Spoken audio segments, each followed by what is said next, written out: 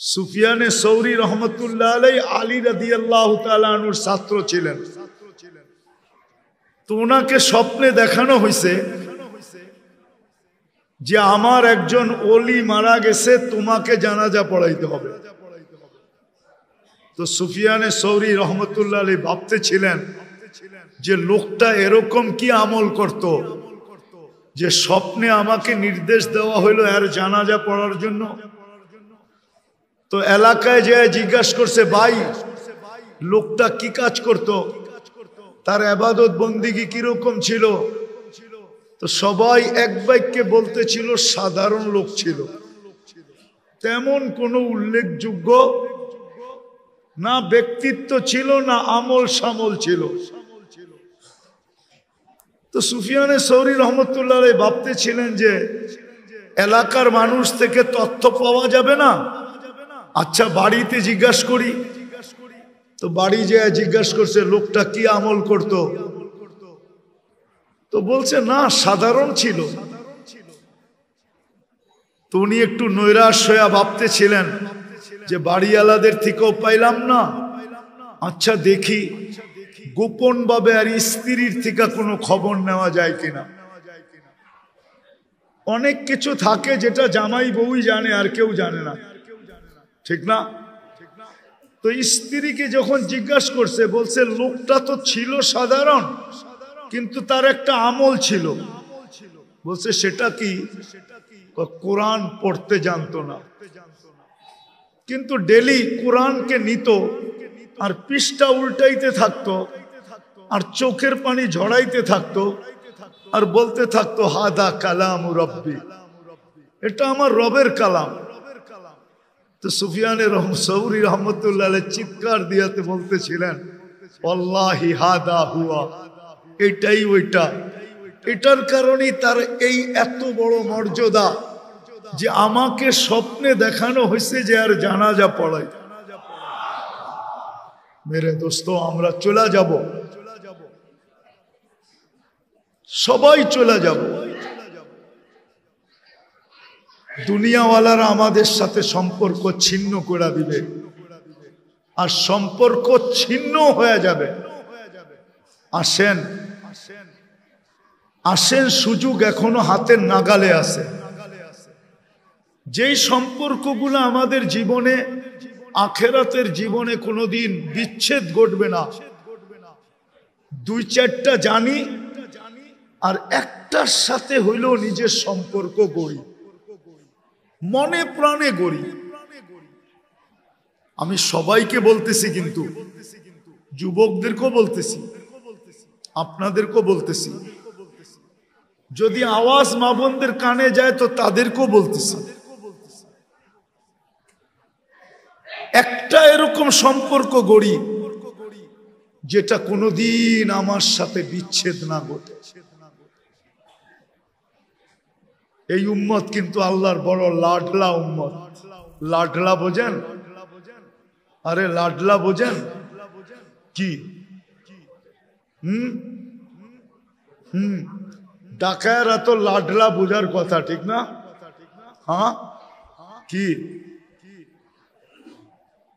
সন্তান তো আমরা সবাই তোমার, কিন্তু ছোটটার লগে এত লাড দেখাও কে লেগা, ঠিক না? কি মনে হয় বোঝেন নাই? ছোটটার সাথে সবচেয়ে বেশি মহব্বত, ঠিক না? উম্মত তো সবই, কিন্তু এই উম্মত আল্লাহর কাছে বড় প্রিয়, বড় ভালোবাসার উম্মত।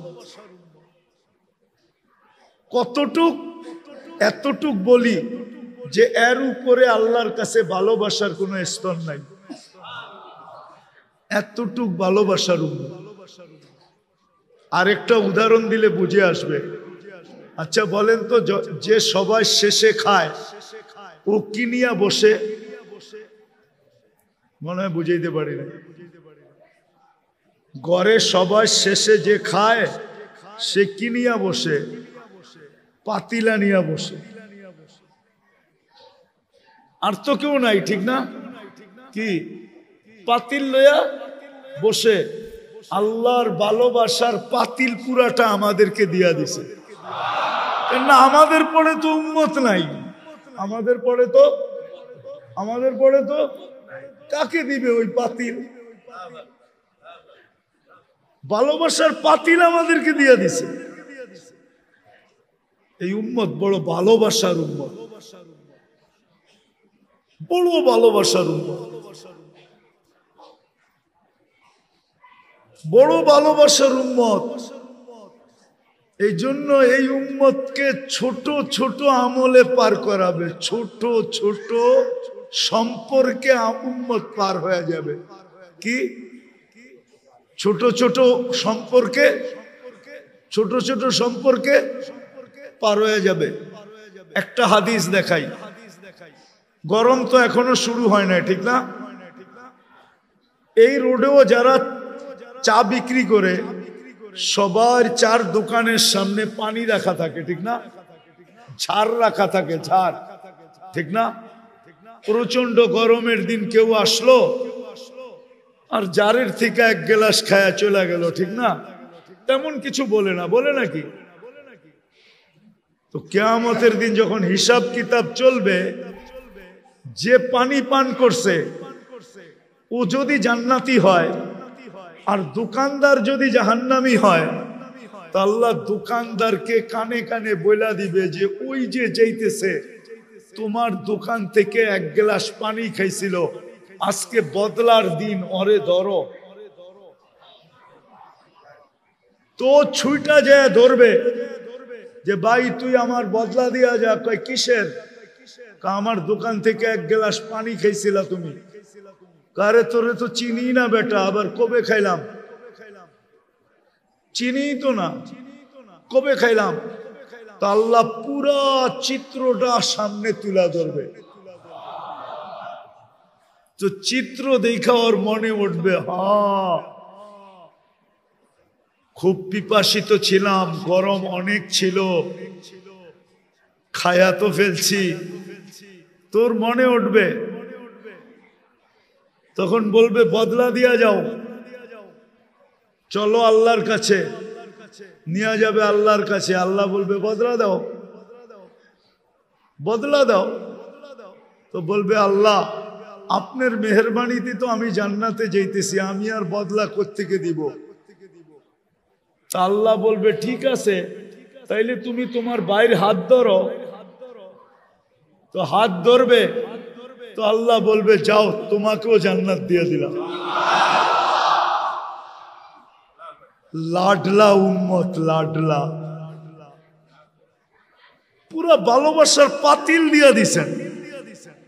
এই জন্য আসেন, যতগুলা সম্পর্ক আখেরাতে চিরদিন অটুট থাকবে ওগুলা শিখি, ওগুলা শিখি। আল্লাহ রাস্তা দিয়া দিছেন। হ্যাঁ, মানুষের পছন্দ অপছন্দ থাকে, আপনি তাবলিগে যে শিখতে পারেন না, এটা আপনার পছন্দ না, আমার কোনো বিরোধ নাই, তাইলে আপনি আল্লাহওয়ালাদের মজলিসে যে শিখেন। ওইখানেও আপনার ভালো লাগে না, তাইলে হক্কানি আলেমদের কাছে যে শিখেন। হক্কানি আলেম তো আছে না নাই? এদের কাছে বসে শিখেন। লম্বা শিখার তো দরকার নাই, এক দুটা শিখেন। এটাকে মনে প্রাণে ধরে রাখেন। আমার কথা একদিন সত্য হবে ইনশাআল্লাহ। আপনারাও চোখে দেখবেন যে এই উম্মত ছোট ছোট বাহানায় পার হয়ে যাবে, ছোট ছোট সম্পর্কে পার হয়ে যাবে, ছোট ছোট সম্পর্কে পার হয়ে যাবে এই উম্মত। কেননা এটা ভালোবাসার উম্মত, পুরা ভালোবাসার পাতিল দিয়া দিছে আমাদেরকে, বান্ড দিয়া দিছেন, সবকিছু আমাদের উপরে ঢেলা দিছেন। এই জন্য সবার কাছে দরখাস্ত, শিখেন, এর সাথে সম্পর্ক জোড়েন। যুবকদেরকেও বলবো জোড়ো, মউত কখন আসবে কেউ জানে না। দুই শ্রেণী ব্যতীত কারো পার পাওয়ার সুযোগ নাই। শুধু বাচ্চার পাগল, বাকি যুবক তোমাকে আমাকে এই চেহারাটা দেখাইতে হবে। ওই দিন কিভাবে দেখাবো? কিন্তু নিজের কাছে যদি কিছু থাকে তো আশা করা যায় এই উম্মত পারে লেগে যাবে। যদি আল্লাহর রসুল হাউজে কাউসারের থেকে বিতাড়িত না করলেন, আর যদি বিতাড়িত করে দিলেন তাহলে বাঁচার কোনো রাস্তা থাকবে না। এই জন্য তো আমি বলি, ওলামারা একমত হবে কিনা জানি না, হাউজে কাউসার যার পেটে গেল ওকে আল্লাহ কোনো না কোনো বাহানায় জান্নাত দিবেই দিবে, দিবেই দিবে, দিবেই দিবে। কেননা যার পেটে হাউজে কাউসার গেল ওই পেট কোনোদিন জাহান্নামে যাবে না।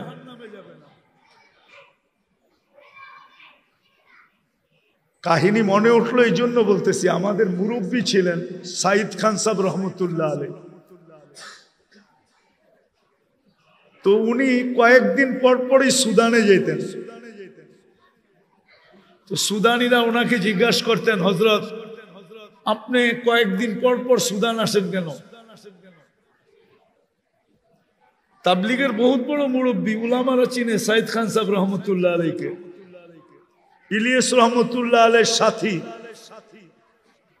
তো উনি বলতেন কি যে শোনো, আমি সুদানে আসি, দরিয়ায় নীল হইল জান্নাতের নদী, আমি আসি এইখানে গোসল করতে আর পেট ভরা পানি খেতে। তো সবাই জিজ্ঞেস করতেছে গোসল আর পেট ভরা পানি খাওয়া? জান্নাতের নদী তো, খাইয়া আল্লাহর কাছে দোয়া করি, আল্লাহ যেই পেটে জান্নাতের নদীর পানি গেল ওই পেট যেন দুযোগে না যায়, ওই পেট যেন দুযোগে না যায়। ঠিক তদ্রূপ হাউজে কাউসার যার পেটে যাবে কোনো না কোনো বাহানায় আল্লাহ পার করে দেবে। এই জন্য মেরে দোস্ত আসেন শিখি যেই সম্পর্কগুলা চিরদিন আমাদের সাথে অটুট থাকবে, সর্বগাটিতে সর্বগাটিতে আমাদেরকে সামলায় নিবে, পার করায় নিবে, আগে বাড়ায় নিবে, পাহারা দিয়া নিবে। কসম খোদার, পাহারা দিয়া নিবে। ছোট ছোট আমল আছে, ছোট ছোট, এতগুলা তো বলা যাবে না। এই জন্য আমাদেরকে শিখতে হবে। আমি রাস্তা দেখাইলাম, আপনি যদি তাবলিগে যেয়ে পারেন ওইখানে শিখেন। যদি আপনার মন না চায়, ভালো না লাগে, তো আল্লাহওয়ালাদের দরবারে যেয়ে শিখেন। ওইখানেও যদি আপনার ভালো না লাগে তাইলে হক্কানি আলেমরা আপনাদের প্রত্যেকের বাড়ির আঙ্গিনায় আছে, হাতের নাগালে আছে, এদের কাছ থেকে শিখেন। যে হুজুর আমাকে 2-4টা শিখায়া দেন, আর এই 2-4টাকে মনে প্রাণে ভালোবাসা জীবন ভর এটাকে সঙ্গী বানায় রাখেন। করবেন তো ইনশাআল্লাহ? পাক্কা তো? বিলকুল। সামনে রমজান আসতেছে, শাবানের আজকে 2 তারিখ হয়ে গেল। রমজান উম্মতকে আল্লাহ পুরস্কার হিসাবে দিয়েছেন। রমজান মাস এই উম্মতের পুরস্কার, গিফট, আল্লাহর পক্ষ থেকে পুরস্কার। আবার সাজায়া দিছেন। কি সাজায়া দিছেন? ইচ্ছা করলে এক রাত্রে জীবন গড়া যায়। এক রাত্রে। কোন রাত্রে? লাইলাতুল কদর। আল্লাহ সাজায়া দিছেন।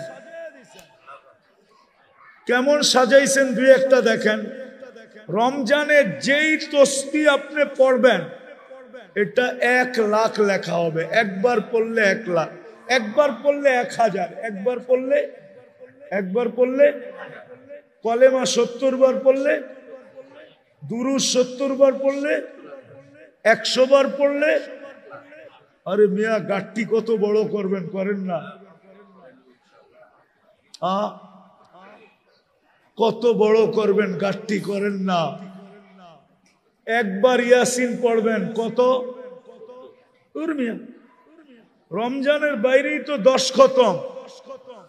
রমজানে যদি 1000 গুণ বাড়ে তো কত হলো? কত? ম্যাথমেটিক্স ঠিক আছে তো? একবার পড়লে 10 খতম, আর 1000 গুণ বাড়লে কত হইল? দুর্মিয়া 10,000 হইল। ম্যাথমেটিক্সে দিয়ে আপনারা আমার চেয়ে কাঁচা। একবার সূরা ইয়াসিন পড়বেন 10,000 কোরআন খতমের সওয়াব। বাবারে 1000 দেন না, মায়েরে 1000 দেন না, দেখা যাবে আপনি 1000 কোরআন খতম দিছেন, কোরআন খতম উইরা যায় মা বাবারে এমন ল্যাপটায় ধরছে, আযাব কয় আমি জান, আযাব যদি আল্লাহ না করো হয়েও থাকে তো আযাব বলবে ছাইরা দে মা, কান্দা বাঁচি। কোরআনের উপরে আমি আসমু কি কইরা?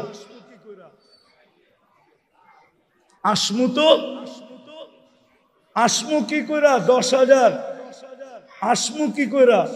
ঠিক আছে না? ম্যাথমেটিক্সে এত কাঁচা না আপনি মনে করেন। সবাই খালি হুজুর ঘরে কাঁচাই মনে করে।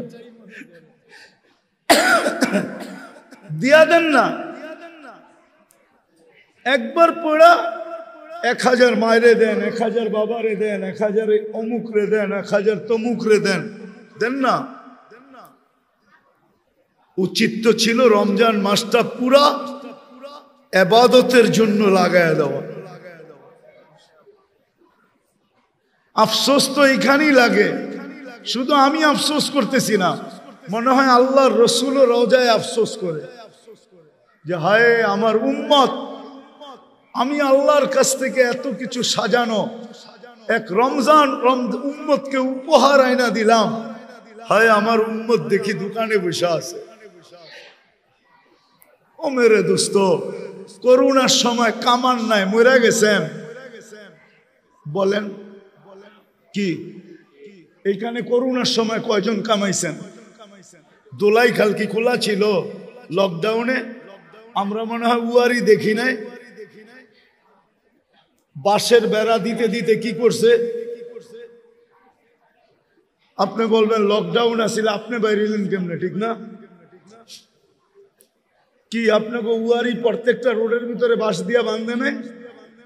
হ্যাঁ, লকডাউনে কামাইছেন কোত্থেকা? কি না খায় মরে গেছেন? হ্যাঁ, ভালো খাওয়াইছে, ঠিক না? 1 মাস না কামাইলে মরে যাবেন না।